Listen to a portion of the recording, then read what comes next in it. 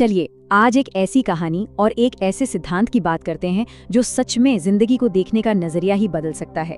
ये मन को साधने की उस कला के बारे में है जिसमें अगर महारत हासिल कर ली ना तो फिर जिंदगी की कोई भी चुनौती किसी को तोड़ नहीं सकती। सोचिए कितनी गहरी बात है ये, है ना।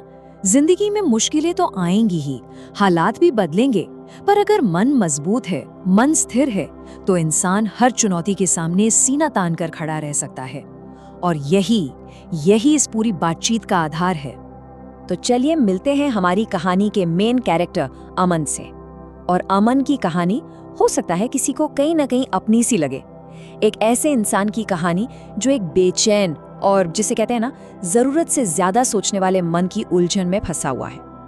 अब देखिए, बाहर से देखने पर तो अमन की जिंदगी एकदम परफेक्ट लगती थी। मतलब वो सब कुछ था जिसे एक कामयाब जिंदगी का पैमाना माना जाता है। अच्छी नौकरी, ठीक ठाक सैलरी, घर, गाड़ी, दोस्त भी थे।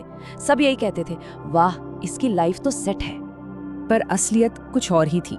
यही उसका असली संघर्ष था। बाहर की ये चमक दमक और अंदर का जो खालीपन था, उसके बीच का एक गहरा फासला। उसकी रातें बस करवटें बदलते हुए कटती थीं और सुबह एक अजीब सी थकान के साथ शुरू होती थी। उसका मन एक पल के लिए भी शांत नहीं रहता था। हमेशा भविष्य की चिंताओं में डूबा रहता।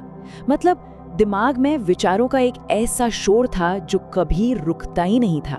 करियर और पैसों का दबाव उसके दिमाग पर कुछ ऐसा हावी था कि वो आज में मतलब प्रेजेंट में जीना ही भूल गया था। जो छोटी छोटी खुशी के पल थे वो उन्हें महसूस ही नहीं कर पाता था।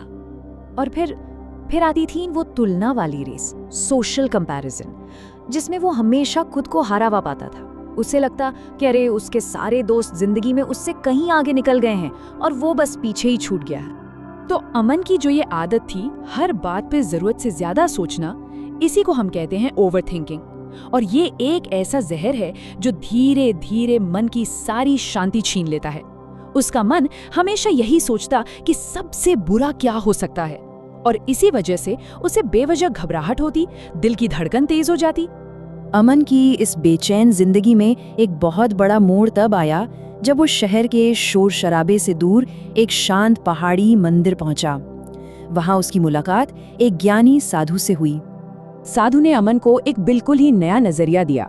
उन्होंने बड़ी सरल भाषा में समझाया कि देखो, प्रॉब्लम मन नहीं है, प्रॉब्लम है वो बोझ जो मन हर वक्त अपने ऊपर ढोता रहता है। उम्मीदों का बोझ, चिंताओं का बोझ, बीते हुए कल का बोझ। साधु ने आगे बताया कि हमारे दुख की असली वजह ये दुनिया नहीं, बल्कि हमारी ये जिद है कि हम जिंदगी को अपने हिसाब से कंट्रोल करें। और जब चीजें हमारे प्लान के मुताबिक नहीं होती तो हम दुखी हो जाते हैं, निराश हो जाते हैं। तो इस गहरी फिलॉसफी के बाद अब आते हैं प्रैक्टिकल सॉल्यूशन पर। साधु ने अमन को मन को साधने की एक बहुत ही सिंपल लेकिन बेहद पावरफुल टेक्निक सिखाई। ये सवाल हम सब के मन में कभी ना कभी तो आता ही है, क्या मन को सच में काबू किया जा सकता है? तो चलिए देखते हैं कि साधु ने इसका क्या सीधा और सरल जवाब दिया। साधु ने उसे ये 3 स्टेप का नियम बताया। पहला, जब भी मन तेजी से भागे बस 3 गहरी सांसें लो। दूसरा, खुद को याद दिलाओ कि मैं यहाँ हूँ, मैं इस पल में सुरक्षित हूँ। और तीसरा, कुछ भी बोलने या करने से पहले बस 5 सेकंड रुको। ये छोटा सा अभ्यास ही मन को साधने की चाबी है। इसका मकसद विचारों से लड़ना नहीं है, बिल्कुल नहीं, बल्कि अपने ध्यान को धीरे से प्यार से वापस एक शांत जगह पर ले आना है। ये कुछ ऐसा है जैसे मन को ये सिखाना कि देखो असली बॉस कौन है। देखिए, असली परीक्षा पहाड़ों की शांति में नहीं होती, वो होती है शहर के शोर में, रोजमर्रा की जिंदगी के दबाव में। तो अमन के लिए भी असली चुनौती तो अब शुरू हुई थी। जैसे ही वो लौटा, एक के बाद एक मुश्किलें उसके सामने आके खड़ी हो गई। ऑफिस में नौकरी जाने का डर, पिता की बिगड़ती तबीयत, एक दोस्त का धोखा, करियर का एक मुश्किल फैसला, ये सब उसके नए मानसिक अभ्यास के लिए असल जिंदगी के इम्तिहान थे। और इस 3 स्टेप नियम ने अमन के व्यवहार में जमीन आसमान का फर्क ला दिया। एक दिन जब बॉस ने उसे बेवजह डांटा तो सोचिए पुराना अमन क्या करता, गुस्सा करता, बहस करता। लेकिन नए अमन ने क्या किया? उसने एक गहरी सांस ली, 5 सेकंड रुका और फिर शांति से जवाब दिया। उसने सीखा कि शांत रहना कमजोरी नहीं बल्कि सबसे बड़ी ताकत है। और जब उसके पिता अस्पताल में थे तब अमन को एक बहुत गहरी बात समझ आई। उस मुश्किल घड़ी में उसकी शांति और उसका ठहराव पूरे परिवार के लिए हिम्मत बना। मतलब जब हम अंदर से शांत होते हैं तो वो शांति दूसरों के लिए भी ताकत बन जाती है। तो अब आते हैं इस कहानी के सबसे जरूरी हिस्से पर, इसके निष्कर्ष पर। अमन के इस बदलाव से जो सबसे बड़े सबक मिले, चलिए उन्हें समझते हैं। मन को साधने से अमन की पूरी जिंदगी बदल गई। उसका डर कम हुआ।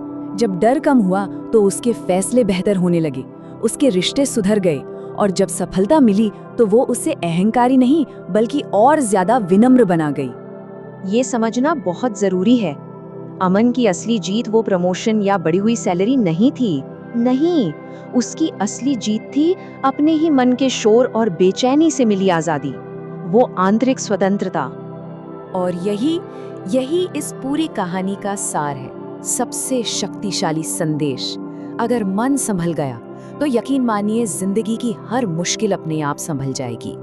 तो आखिर में ये सवाल खुद से पूछने वाला है कि हमारा मन हमारा मालिक है या हम उसके? इस पर सोचिएगा जरूर।